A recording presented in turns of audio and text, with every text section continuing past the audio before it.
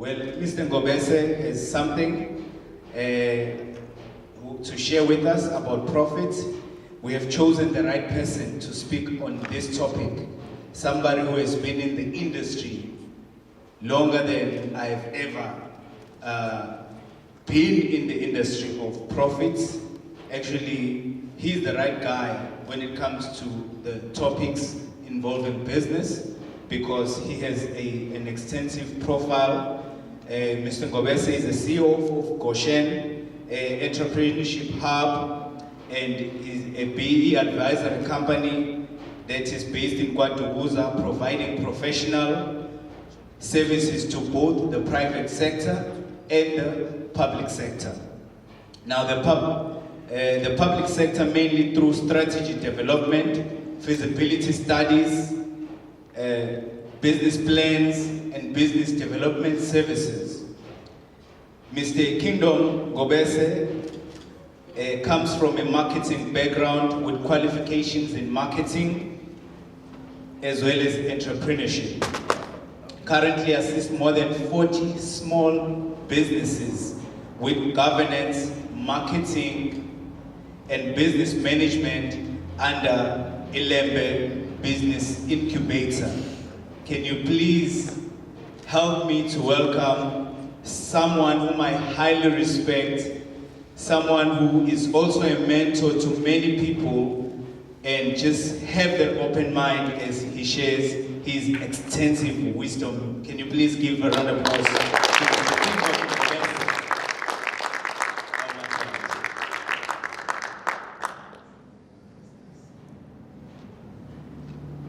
Sanibonani. Ninjani? Siyaphila kakhulu. Mr. Shogun is calling me Kingdom today because I think he sees that the audience is more of an English audience. My name is Mqungebe. The Kingdom one is to make it easier on the tongues of those who do not speak Zulu.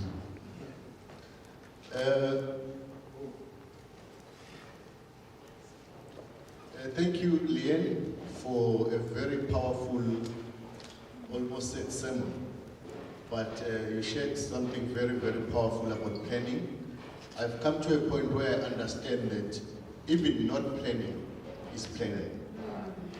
Because when you don't plan, you are definitely planning to fail. I've never seen anyone drop a plan to become poor. I've never seen anyone drop a plan to become extremely fat, but all those are a result of not planning. So today I will just, for 3 minutes, touch on profits. Profits, yes, are something that you realize when you are in business, but most importantly so, profits are also important when you are just employed. You know, every morning when I drive from Groundfield to Stenger, I see a lot of people walking to work. Those people, when they started, most of them I know, they were writing taxes. But at some point they realized that the amounts they spend on transport are eating on their surplus. So they made a decision. Because when you are going to make profits, you make decisions. So now those people are walking 6-7 kilometers just to save that 1,000 rands a month, and which makes a huge impact on their bottom line, which is called disposable income in the terms of the financial sector. So our introduction.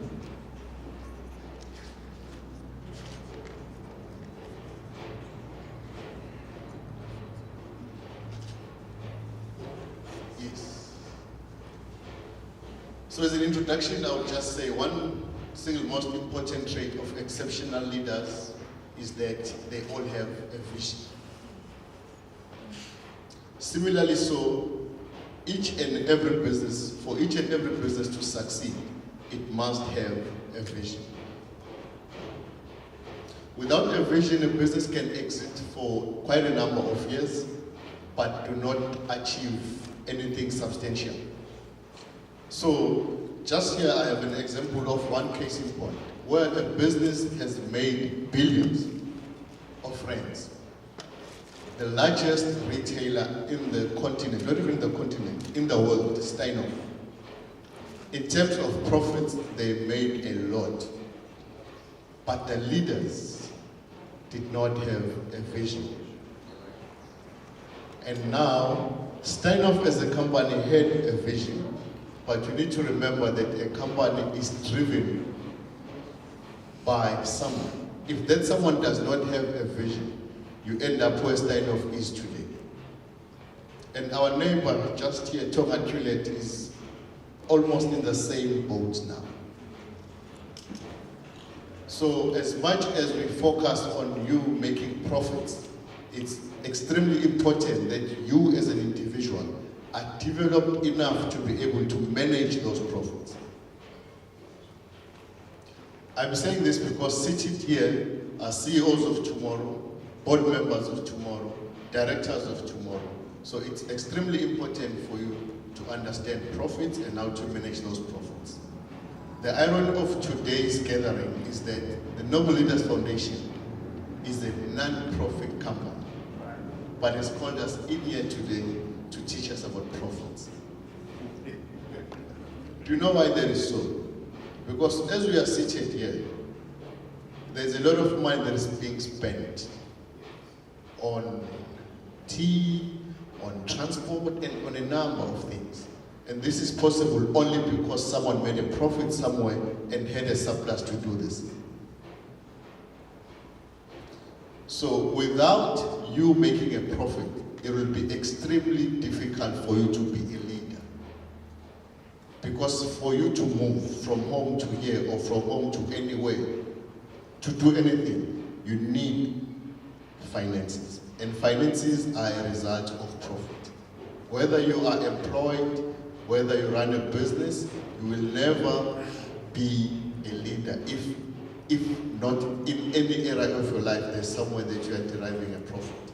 Even to run a church requires a lot of funds. So the expenses of the church must be below what's coming in as offerings, as donations, or whatever it is that's happening, so that the church can save the souls. We can move to the next slide. Our financial expert, Mr. Spusiso, has said that it is a profit is an amount or surplus realized when revenue generated exceeds the cost. This is where most of us lose it. You'll find that a small company has maybe a brick manufacturing business. So what they do, they will cost the bricks. So it's the sand, it's the concrete, it's the water, it's the labor. So that's a cost. It's a direct cost. Most of them do that, but they do not take into account the expenses, which are just the normal running expenses. And over and above that, they do not take into account the cost that they incur acquiring that equipment. So you find that the business is running with the impression that it's making a profit, and yet it's not. You only realize when the equipment has reached its final year of operation, that there are actually no funds to acquire new equipment. Then you've made a loss. You've been busy generating income without a focus on how you will generate or create wealth. So profit is the basis on which tax is calculated. This one I just run past quickly because I have a few details on this later, which is in my last minute. I've exhausted two already. It is the basis at which Triple B is measured. Shareholders and dividends, the value of the businesses is measured, as well as how financial institutions score businesses. So as we said, profits is your revenue less whatever expenses and the cost. So without revenue, it's just simple as that. Without any revenue, there is no profit. However, you can make a lot of revenue, but still do not make a profit. as just the result that I have just given. So, for you to be able to make that profit, you need to be able to create a value proposition. Because remember, for you to generate revenue, it means people must be paying you. So you need to have that reason. Why should people pay you? Do you know something that they don't, and now they are compelled to pay you for that? Or are you able to do something that they are not able to do, which also will compel them to pay you? For instance, I'm not a financial expert, so I would at some point need to hire services of an accountant. So I'm compelled because he's able to do something that I'm not able to do. So if you do not have that something you are able to do that if you do not have something that you are able to do that others are not able to do, then you are in a difficult situation. Because I cannot see myself paying you to do something that I can do myself. So you've got to understand your cost drivers. Your key resources. What are the key resources that you are using? If you are using a baki, which is why there is this thing called depreciation. Because it tells you this baki, you purchased at 100,000 rand, then in 5 years it will be zero. At that time, will you have funds to buy a new one? Because if you do not take those things into account, you are running quickly towards the end of your business. You've got to understand your key activities and how they drive your cost. Who are your key partners? How all these things drive your cost and your customer challenge. You know, the biggest challenge we are faced with when it comes to small businesses, they underestimate the value of marketing. Let me say this, I read it somewhere. A business that tries to save expenses by avoiding marketing is just like someone who stops their watch trying to save time. Because what will happen, yes, your watch will stop, but time will leave you behind.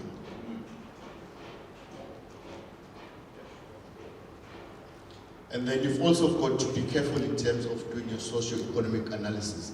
It's no use of me being able to cost everything and then trying and go and selling that to the wrong market. For instance, if I were to go to Groundville and open a fish and chips shop at 50 rands per meal, that business will never see the light of the day. Because people go there, they buy this, it's called Iababa.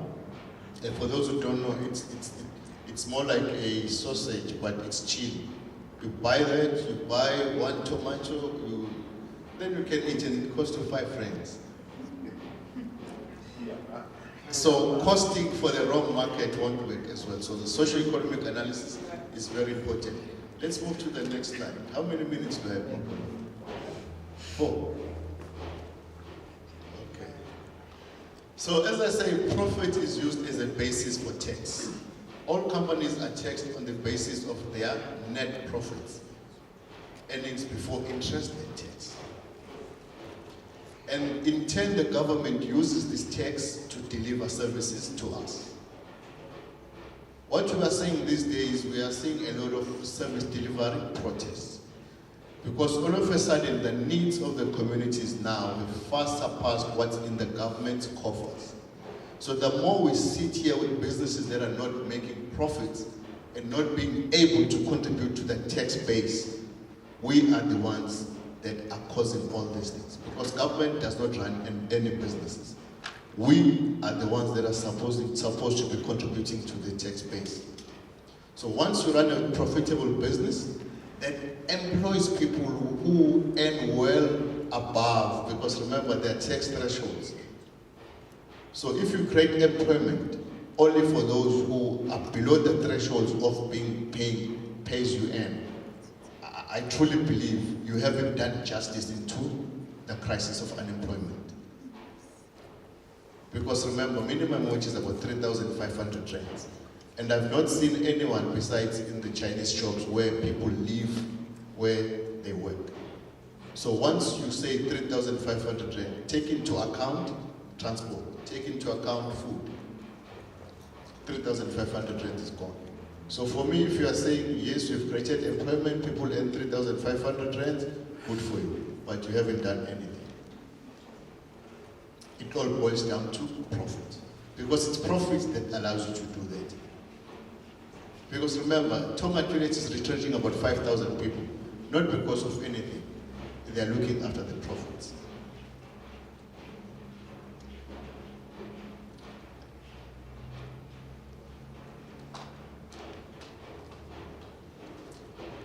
This is a key one. Profit is the basis on which transformation is enhanced. South Africa has a policy which is called triple BEE. It stems from BEE, Black Economic Empowerment. So now it's the expanded one, which is called Broad-Based Black Economic Empowerment. So luckily enough, all of us in this room, you know, when you mention this in the presence of other races, you know, all of a sudden, you know, people start perceiving you as a racist. But all of us here, I'm glad to announce that we qualify for triple BEE. We are all black in this room. So this is what happens. Government has set different elements where companies are measured, starting from the element of ownership. They want to see black ownership in companies that operate in the country. And then there's management control. And then there are some other elements that are measured on profit. So government says, I want you to spend 3% of your net profit on enterprise and supplier development, where you empower black companies. It's the law in South Africa. So companies that are not making profits are delaying all these things. Government says, I want you to spend a percentage of your net profit on skills development.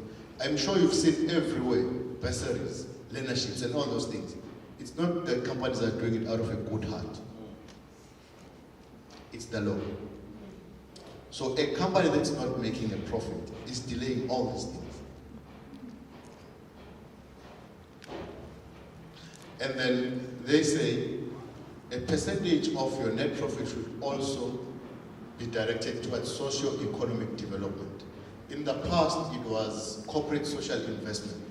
And I remember during those days, we saw a lot of NPOs being registered because it was a matter of you going to a company and say, here's a letter, I want to help sick dogs or cats.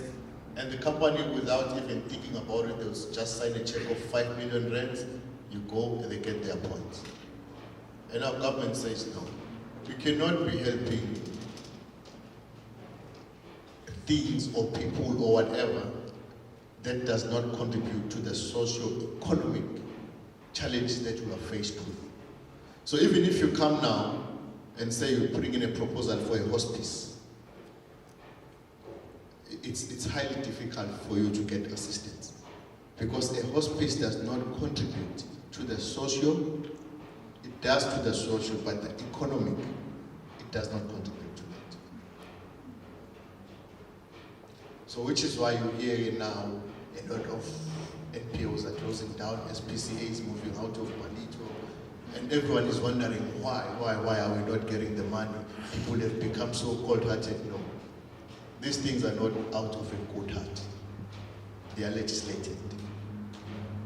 So for us sitting here, you've got to start understanding that for you to arrive at a profit, you've got to know these things. Because the money is there. It's the people who have the knowledge that are missing. Because remember, BE is for us as blacks, not for white people. So if it us that do not know these things, how are we ever going to get these benefits? Because profit is a direct result of knowledge. Lastly, this is my second last slide, but I will just make it the last one. So, this is how business works. One, if you go and register a company, because the company is non-existent, you decide that I want to register a company, then you become the incorporator.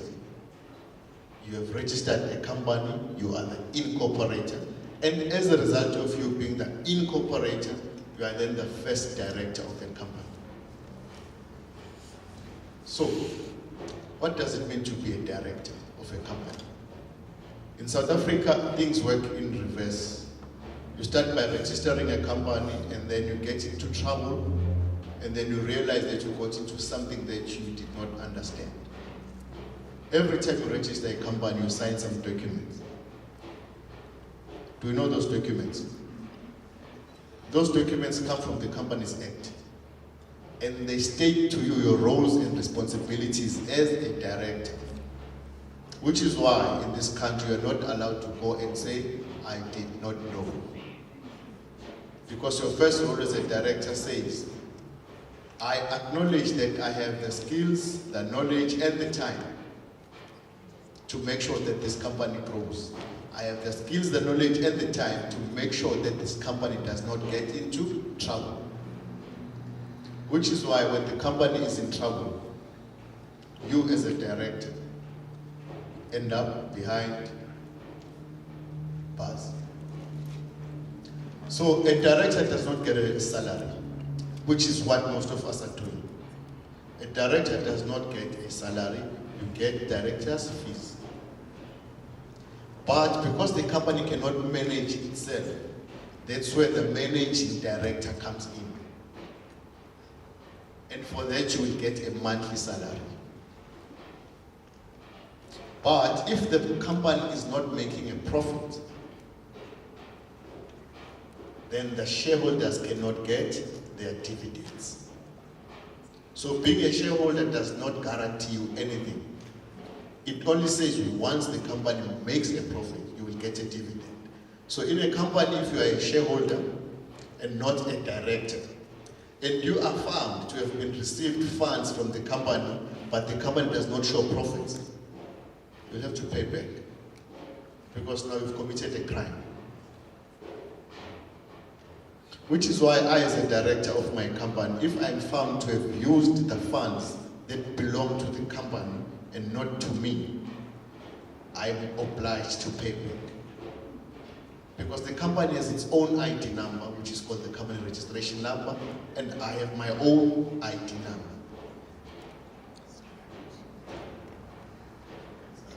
And then we have the board of directors. The board of directors have the right to hire and fire CEOs. So once you're at a level where you have a board, they can fire you as the director of the company and say you are not fit to be the CEO of this company. Please go and stay at home, you'll get your director's fees, and you can get your dividends when you make a profit. But for this position, we are sorry. I think I'll end it there for today.